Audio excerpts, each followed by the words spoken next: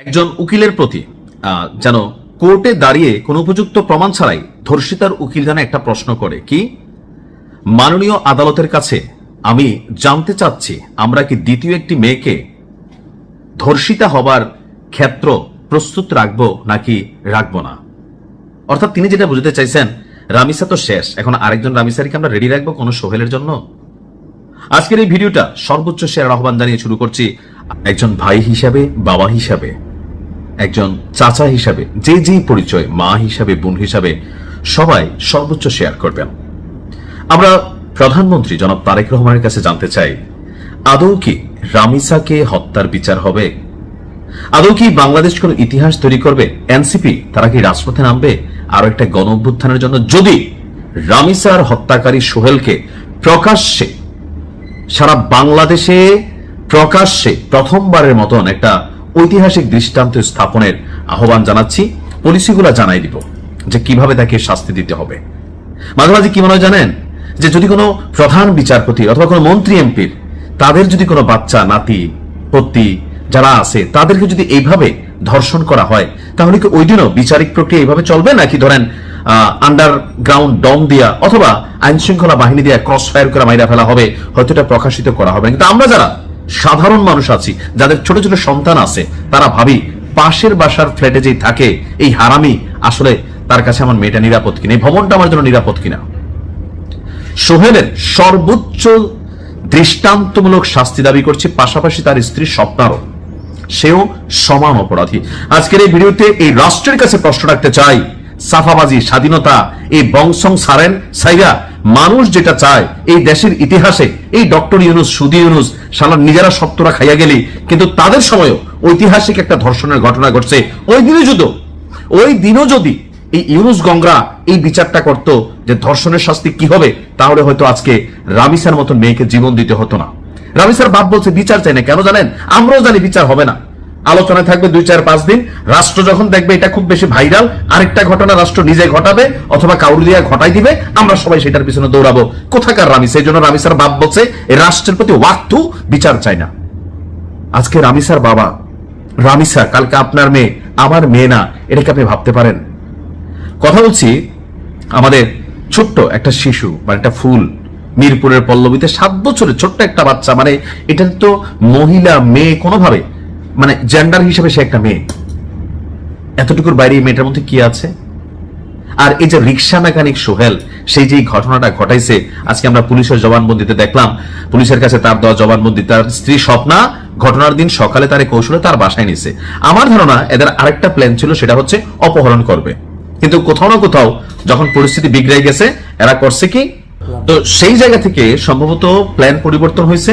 কারণ স্বপ্না বলছিল সোহেল বিকৃত লেভেলের মেন্টালিটির একজন মানুষ, অতীত সম্ভবত এমন অনেক ঘটনা করছে, এগুলা পার পাইয়া গেছে, আর এখন এখানে এসে এই রামিসাকে এরা টার্গেট করছে। আজকে পুলিশের কাছে দেওয়া জবানবন্দিতে অনেক চাঞ্চল্যকর তথ্য বের হয়ে আসছে। এইসব তথ্য দিয়ে কি করবো বলেন? কারণ এখানে তো কোনো কিছু হবে না। তবে আমি ওই উকিলের প্রতি পুরো বাংলাদেশের পক্ষ থেকে গজবের দোয়া চাই, গজবের দোয়া চাই। যেই কালোকোটধারী উকিল এই সোহেলকে মুক্তির জন্য কাজ করবে, রাষ্ট্রের একটা নিয়ম আছে, যদি কোনো আসামির পক্ষে কোনো উকিল না দাঁড়ায়, রাষ্ট্র তার জন্য উকিল দেয়। আমরা গুলিমারি রাষ্ট্রের এমন নীতি নির্ধারণী সিস্টেমের প্রতি আমরা চাই এটারও সংশোধন হোক। কোন সেই উকিল যে টাকার জন্য সোহেল রানার পক্ষে দাঁড়াবে? অনেক উকিল আছে, আর দিন শেষে কেউ না দাঁড়াইলে রাষ্ট্র দ্বারা করা দিবে। রাষ্ট্রের আইন জনগণের জন্য, জনগণের আইনকে প্রত্যাখ্যান করে। প্রধান বিচারপতি, যারা আইন প্রণেতা আছেন, যারা এই রাষ্ট্রের কলাকুশলী আছেন, আপনাদের কাছে জানতে চাই এই ঘটনাগুলোকে আপনারা কি পলিটিক্যাল পয়েন্ট অফ ভিউতে দেখেন নাকি আসলে মানবিক দৃষ্টিতে দেখেন? আওয়ামী লীগ সরকারের আমল থেকে শুরু করে স্বাধীনতার এত বছর এই দেশে অনেক উন্নয়ন হয়েছে, এই হয়েছে সেই হয়েছে, কিন্তু একটা জিনিস ঘটে নাই, কোন ধর্ষণকারী এই দেশে শাস্তি পায় না। যখন ঘটনা ঘটে আমরা কথা বলি, কিন্তু ফাইনালি আসলে কিছুই হয় না। তবে আমি একটা আহ্বান জানাতে চাই, যদি রামিসা হত্যার দৃষ্টান্তমূলক বিচার না হয়, সারা বাংলাদেশের কন্টেন্ট ক্রিয়েটাররা আমরা আমাদের জায়গা থেকে এটা নিয়ে কিন্তু ভাই খেলবো। আমারও বলে দিচ্ছি, খেলবো। যে উকিল তুমি তার পক্ষে দাঁড়াবে, তোমার 14 গোষ্ঠীর সাথে খেলবো। যেই সিস্টেম তার পক্ষে দাঁড়াবে, সেই সিস্টেমের বিপরীতে আমরা খেলবো। কন্টেন্ট ক্রিয়েটার হিসাবে আমি আমার জায়গা থেকে ওয়াদা করে গেলাম, কারণ আমার নিজের একটা মেয়ে আছে 9 বছরের, আমি তার নিয়ে ভয় পাচ্ছি। পাশ্চাত্যের আভিজাত্যের জীবন ছেড়ে আমি এখন নিজে বাংলাদেশে আছি, আমি তো ভাই গ্যারান্টি দিতে পারি না আমার বাচ্চার সাথে কি ঘটবে।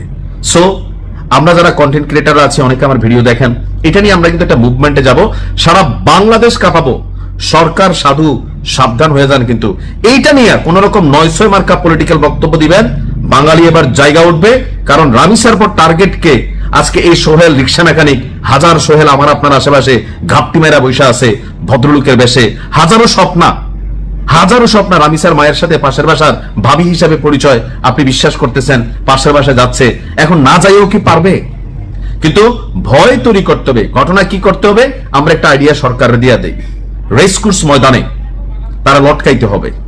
সারা বাংলাদেশের কন্টেন্ট ক্রিয়েটার থেকে শুরু করে টেলিভিশন চ্যানেলগুলো লাইভ ব্রডকাস্ট করবে। মানবাধিকার কমিশন কথা তুললে তাদের মায়েরে বাপ কইরা ফুডা কইরা দিতে হবে। সোজা কথা, যে বাঙালি কি পারে, মানবাধিকার কমিশনের মায়েরে বাপ, এর আবার আসে এগুলোর মধ্যে। তারপরে কর্তব্য কি? একবারে একদিনে শেষ করা যাবে না, তার জিন্দা রাখতে হবে। তিলে তিলে তার নুনুর গোড়ার মধ্যে যতটুকু লোড নিতে পারে একটা ইট পাথর ঝুলাই দিতে হবে। বাচ্চাদের জন্য এখানে আয়োজন থাকবে, নিচের থেকে জুতার ভিতরে ঘু বইরা পিন ভইরা এখানে নিচের থেকে ঢিল মারতে, যে ঢিল লাগাইতে পারবে প্রয়োজনে কন্টেন্ট ক্রিয়েটর হিসেবে আমরা যারা আছি, আর কেউ না দিলে আমি দিব। প্রতি ঢিলে মনে করলেন 10 টাকা, গরিব মানুষ কম মাইরেন, সমস্যা নাই, বেশি মারলে হয়তো দিতে পারবো না, পরে কবেন জবান লাইরা ফেলছেন। এরপরে তারা মনে করলেন যে এরকম বাইধা রাখবে, সারা বাংলাদেশ দেখবে, সে পানি পানি করবে, আমরা পানি দিব না, কাউয়া আসবে, চিল আসবে, ঠোকর দিবে, তারপর তার নুনুর গোড়ার মধ্যে নাগা মরিচের পেস্ট করে একটু একটু করে আমরা লাগাই দিব, সে চিল্লাবে আর আমরা সেখানে হাততালি দিব। সারা বাংলাদেশে যে লুকায়িত সোহেলগুলো আছে, রিক্সা মেকানিক, আর যেই মেকানিক হোক, যেই বেশে হোক, অনেক ভদ্রলোক এই কাজ করে, তারা দেখবে দিনের যতক্ষণ তার দম না যায় প্রতিদিন তার নুনুর গোড়াতে নাগা মরিচ পেস্ট দিতে হবে।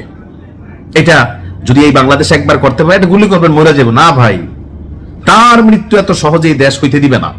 এটা ব্রডকাস্ট হইতে থাকবে, তারপর ড্রোনের মধ্যে লাগাইয়া তার কাছে মাইক পাঠানো হবে, সোহেল কেমন লাগছে, রাগ করলা? ওই দিন সোহেলের অনুভূতি কি, এটা আমার দেখার খুব ইচ্ছা। রাষ্ট্রের মধ্যে যত সোহেলরা আছে আগামীতে, বা অনেকের মনে এরকম ধান্দা আছে, পলিসি প্ল্যান, আজকে যখন আমি ভিডিওটা করছি হয়তো আরো একটা রামিসার জন্য আরেকটা প্রেক্ষাপট তৈরি হচ্ছে। কে সেই রামিসা? সেটা কি আমার মেয়ে, আপনার মেয়ে, আপনার বোন? একজন বাবা হিসাবে যখন আমি চিন্তাটা করি বা এই ঘটনাগুলো পড়ি, চোখে তো দেখি নাই, পুরোটা বডিতে পার্ট পার্ট করে ফেলছে। সো সোহেলদের মৃত্যু ফাঁসিতে অথবা গুলিতে, ক্রস ফায়ার আমি চাই না।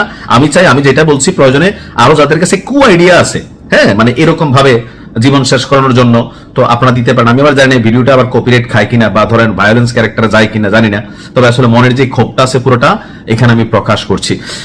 তা আমার কাছে আমার একজন ভক্ত, তিনি লিখছিলেন যে ভাইয়া আপনি যখন এই ভিডিওটা বানাবেন